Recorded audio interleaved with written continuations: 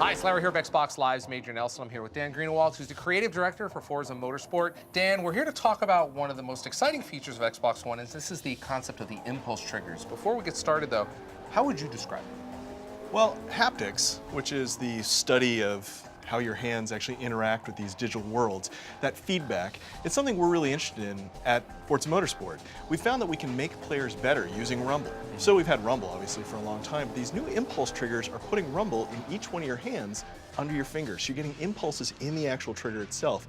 And that gives us a way to give people feedback they've never had before. It's more like audio, and it's very subtle. But you've also got the rumble motors in here, but this is adding another layer on it, right? Absolutely. So there's chassis rumble. The chassis of the controller still rumbles, and it has weaker forces, buzzing forces, rumbling and wobbling, and all those different things you're used to. But now you get trigger forces. And we can blend those as designers. This is what's so great. We can give a feedback it's almost three-dimensional, where you can really take in the car in your hands. Now, it's subtle, of course. If you notice rumble when you're playing, you've got too much. You really want it to just subtly affect how you play, make you better. Yeah.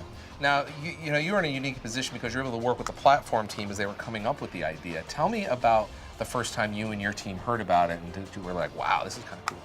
Well, actually, we were on the ground floor with the Xbox team at the very beginning of Xbox One, and they were looking for what sort of improvements would be useful in the controller.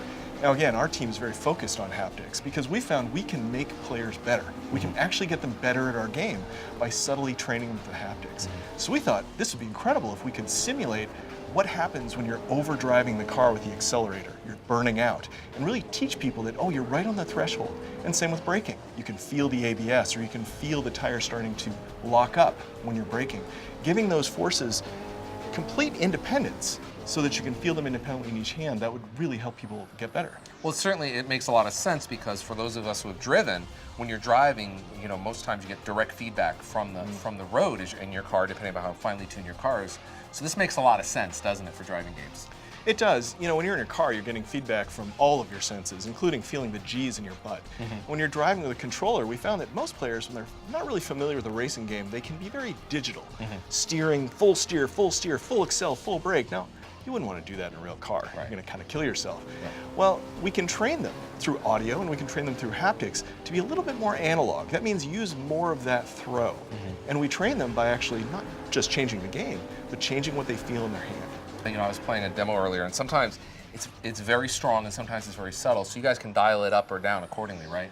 And it's completely physically based. You're absolutely right. So we dial it up when you're really into beyond the threshold of the tires. And it happens automatically. That's the nice thing about having a great physics engine, is that when the tires are beyond their peak, we know exactly how far beyond their peak are, and we can dial up or down the rumble based on that. Well, I've heard enough. I want to get behind the wheel and check it out. Let's do it. All right.